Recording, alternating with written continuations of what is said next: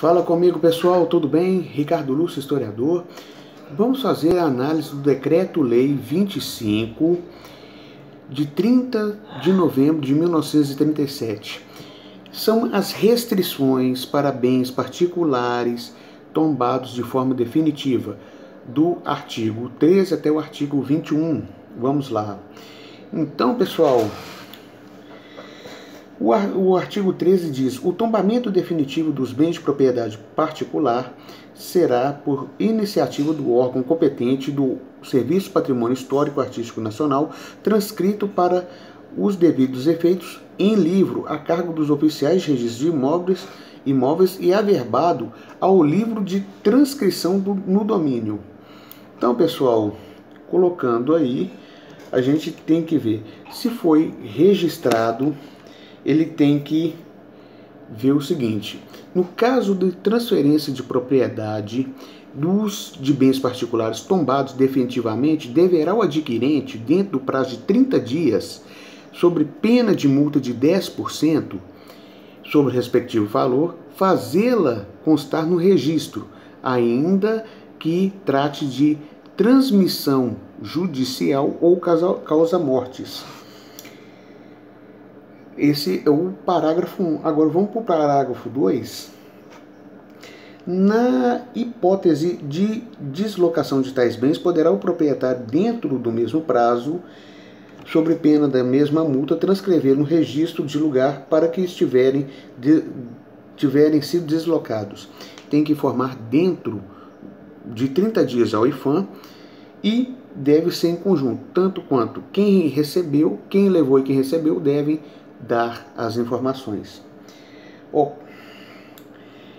Então o artigo 3 aqui já diz o seguinte: a transferência será comunicada pelo adquirente e a deslocação pelo proprietário ao Serviço do Patrimônio Histórico Artístico Nacional, dentro do prazo e sobre a mesma pena. A transferência deve ser comunicada ao IPHAN por quem adquiriu e a deslocação pelo dono. Simples assim. Artigo 14. A coisa tombada não poderá sair do país, senão por curto prazo, sem transferência de domínio e para fim de intercâmbio cultural. Intercâmbio cultural, pessoal. O CESP pode pegar aí, viu? A juízo de conselho consultivo do Serviço Patrimônio Histórico Artístico Nacional. Então, somente por curto prazo, para intercâmbio cultural, com autorização do Conselho Consultivo do Serviço Patrimônio Artístico Histórico Artístico Nacional, ou atual IPHAN. Artigo 15. Tentada, a não ser no caso previsto no artigo anterior, a exportação para fora do país da coisa tombada será sequestrada pela União ou pelo Estado em que se encontrar. Ou seja, pessoal, caso o bem tombado saia do país sem autorização do IPHAN, a União e o Estado sequestrarão, ou seja, tomarão esse bem. E o Distrito Federal também pode, viu? Agora, os parágrafos aqui. Apurada a responsabilidade do proprietário, será imposta a multa de 50% do valor da coisa, que permanecerá sequestrada em garantido pagamento, até que esse se faça. O proprietário pagará uma multa de 50%. Se rescindir, vai pagar o dobro.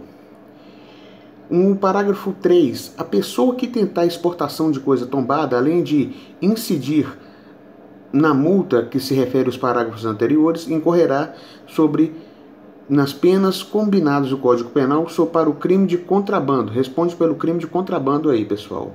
Artigo 16. No caso de extravio ou furto de qualquer objeto tombado,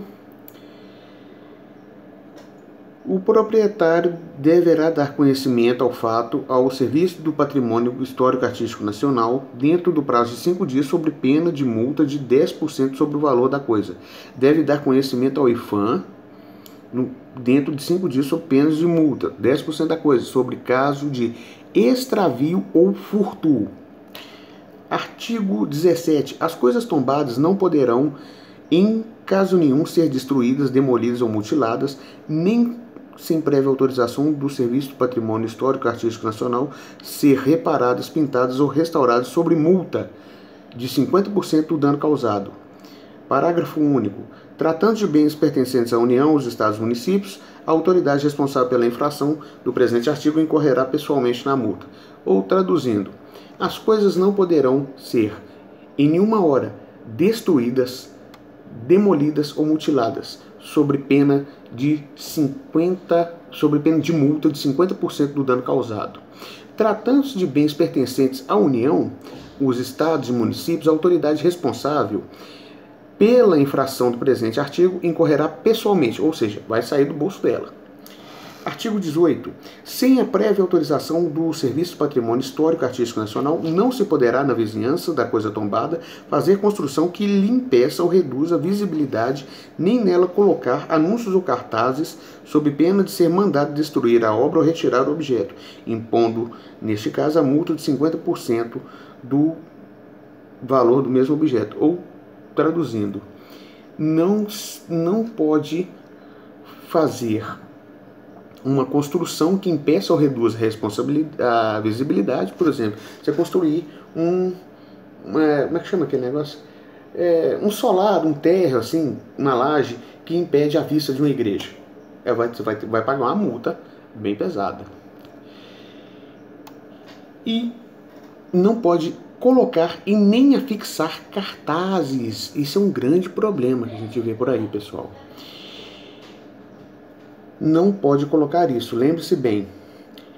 Agora, o artigo 19. O proprietário de coisa tombada que não dispuser de recursos para proceder às obras de conservação e reparação que a mesma requerer, levará ao Serviço do Patrimônio Histórico Artístico Nacional a necessidade das mencionadas obras, sob pena de multa correspondente ao dobro da importância em que for avaliado o dano sofrido pela mesma coisa. Se não informar, paga a multa. Então, se não tiver dinheiro, o Estado vai bancar a obra, certo? Recebida a comunicação, será feitas as obras com expensas à União, ou seja, o Estado custeia tudo. A falta dessas providências providenciará o quê?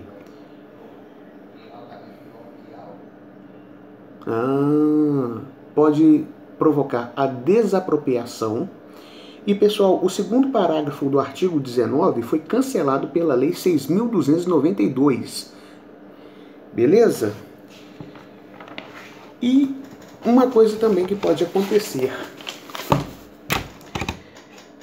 Havendo urgência nas obras, se houver urgência, o Estado vai pagar. E vai ter vigilância, vai ter uma certa vigilância aí, né, pessoal?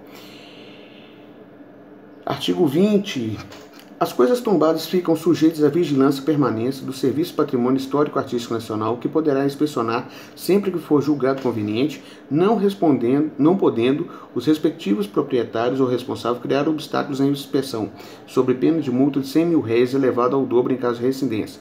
A inspeção e vigilância fica por conta do IFAM. Todo bem tem vigilância permanente. Beleza?